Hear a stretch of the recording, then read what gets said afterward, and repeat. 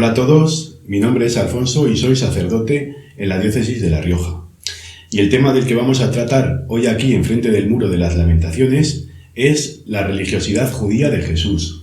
Si Jesús era judío o no era judío, y si lo era, ¿en qué medida lo era? Venga, pues si os parece bien, vamos a empezar y yo os hago la primera pregunta. ¿Vosotros qué pensáis? ¿Jesús era judío o no era judío?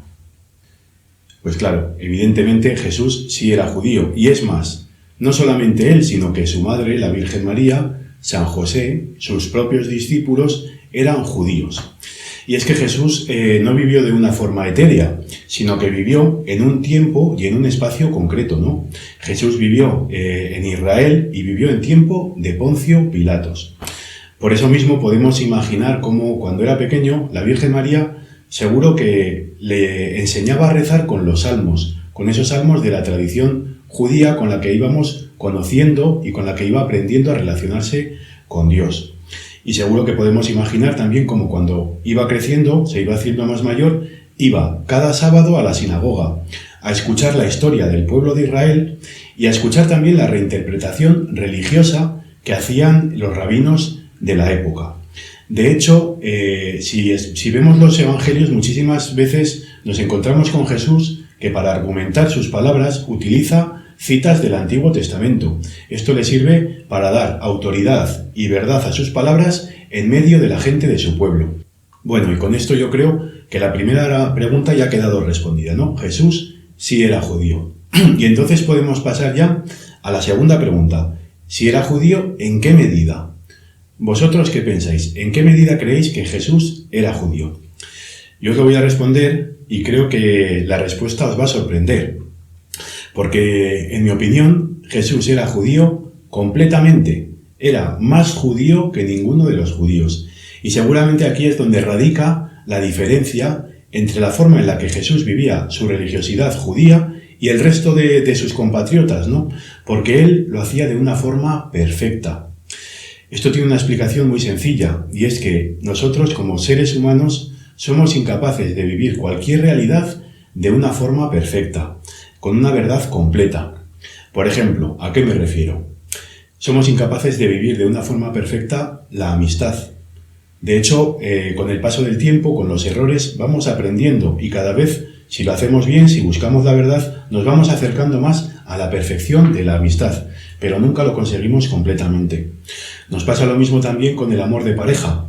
Podemos esforzarnos, podemos aprender, pero siempre nos faltará para vivir ese amor de una forma desinteresada, para entregarnos al otro, sin esperar recibir nada a cambio. Nos pasa también a la hora de aprender a perdonar y nos pasa, por supuesto, a la hora de vivir nuestra fe, a la hora de vivir nuestra relación con Dios. Es prácticamente imposible que vivamos la respuesta que damos a lo que Dios nos propone sin malos entendidos y sin fallos. No sé si habéis jugado alguna vez al teléfono escacharrado, a ese juego en el que decimos una frase y la vamos pasando de boca en boca hasta que llega a nuestros oídos, ¿no? Y que cuando llega, pues prácticamente apenas tiene nada que ver con la frase que había salido en el origen. Bueno, pues seguramente en el pueblo de Israel había ocurrido algo parecido. Dios se había intentado comunicar con su pueblo por medio de unos personajes. Dios se había intentado comunicar, quería lanzarles un mensaje por medio de Abraham, por medio de Isaac, por medio de Jacob y por medio de Moisés y del resto de los profetas. Y seguramente ellos habían tenido una experiencia muy íntima, muy intensa de la presencia de Dios y de lo que Él les quería comunicar.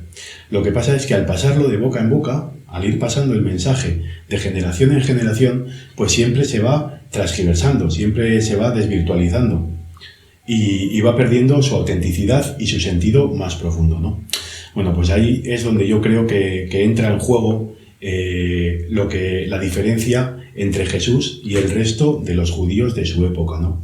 Pues porque él tenía una experiencia tan intensa de Dios y tan intensa del mensaje que le quería comunicar a su pueblo, que sentía que tenía la autoridad y la obligación de aclarar y de depurar la forma en la que ellos estaban viviendo su fe, ¿no?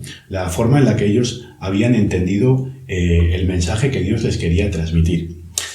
¿A qué me refiero? Pues claro, La gente de la época de Jesús vivía a rajatabla y cumplía a rajatabla la ley. Y también realizaban el culto y las tradiciones rituales que marcaba la tradición. Pero sin embargo muchas veces lo denuncia Jesús, dice, pero lo hacéis como letra muerta, como letra vacía, letra que es incapaz de daros vida, porque cumplís la ley a rajatabla, pero no tenéis nada en el corazón, y porque no ofrecéis, por ejemplo, esas ofrendas agradables a Dios Padre, ¿no? Y es que en algún momento lo dice de una forma bien clara, ¿no? De una forma explícita. Dice, yo no he venido a abolir la ley y los profetas, pero sí que he venido a darles cumplimiento, he venido a llevarlos a plenitud. Yo creo que esa frase es la más importante para poder entender las semejanzas y las diferencias entre el judaísmo y el cristianismo, ¿no? Entre la forma que tenía Jesús de vivir la fe judía.